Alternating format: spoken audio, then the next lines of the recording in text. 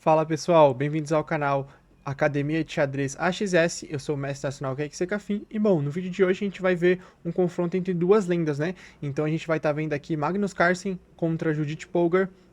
Essa partida ela aconteceu no Campeonato Mundial de Blitz em 2014, então aqui era a 14ª rodada, nesse momento o Magnus estava liderando o torneio com 10 pontos e meio, e a Judite tinha 9 pontos, tá? Eu resolvi trazer essa partida, como acabou de sair o documentário da Judite, né, na Netflix, A Rainha do Xadrez, então você que não assistiu, vale muito a pena, muito legal conferir a história dela, né, conta um pouquinho da história das irmãs dela também. Então, bom, antes de começar o vídeo, deixa o like, se inscreve no canal, compartilha o vídeo e bora lá para a partida. Então, o Magnus Carlsen com as brancas, começou aqui com o lance D4. A Judite escolheu o cavalo F6, e depois de C4, G6, cavalo C3, bispo G7, E4, D6. Aqui estamos na Índia do Rei, né? É uma abertura que a Judite gostava bastante, porque existem muitas linhas em que as pretas conseguem ataques no rei, né? Então, como vocês sabem, a Judite era uma jogadora extremamente agressiva, né? Então, casava muito bem com o estilo dela. Bom, então aqui seguiu com F3, variante Semish, Roque, bispo E3, A6. Aqui a gente escolhe jogar com A6, é uma linha um pouco menos usual. Existem outras opções, como E5, também tem C5, cavalo C6, também existe C6. Bom, ela preferiu jogar essa linha com A6, uma linha um pouco menos usual. Então o Magnus seguiu um cavalo G2, C6. A ideia é tentar jogar B5 e ela provoca o A4 do Magnus. Por quê? Porque depois de A4, agora ela faz A5 e essa casa aqui de B4, nenhum peão pode atacar, né? Já que os dois peões já saíram para a casa de A4 e C4, né? Então depois que o cavalo vier para A6, ele consegue chegar com muita facilidade na casa B4, né? Então siga o cavalo G3, trazendo o cavalo aqui, liberando espaço para o bispo poder desenvolver. Agora cavalo A6, seguindo a ideia, bispo E2, dama C7, roque, E5, contra-atacando no centro, um lance típico da Índia do Rei, e D5 por parte das brancas. Então Judite agora já começa com H5, um lance super agressivo, já tem ideia de fazer H4 e chegar com um peão rápido aqui no ataque.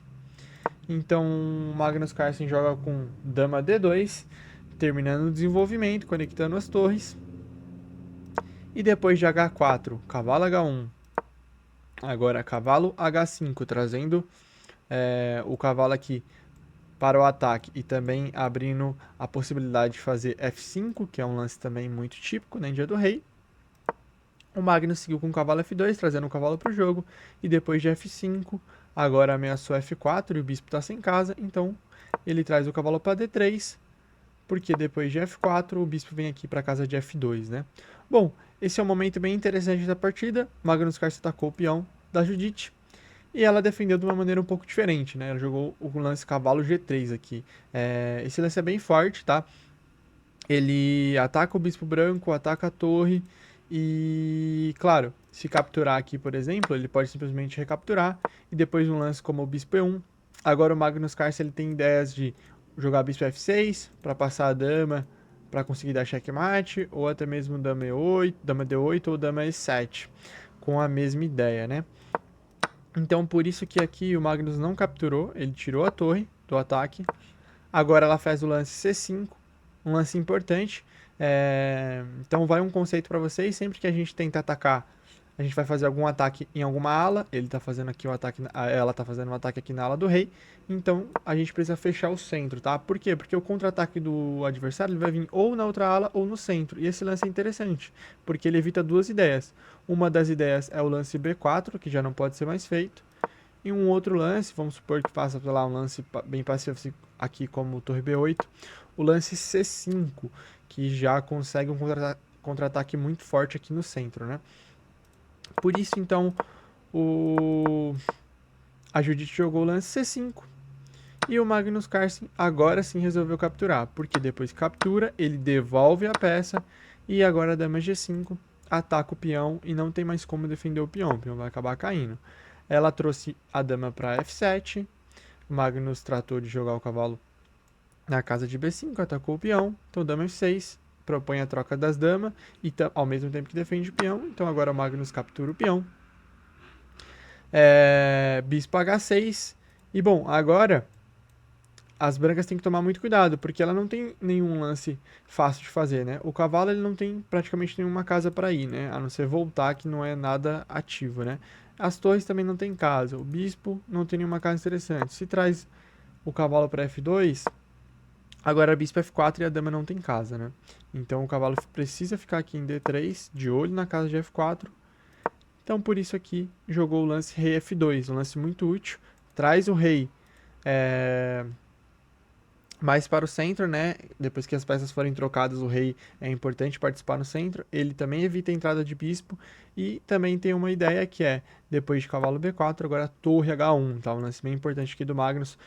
Toca no bispo e já pode surgir possibilidades de contra-ataque.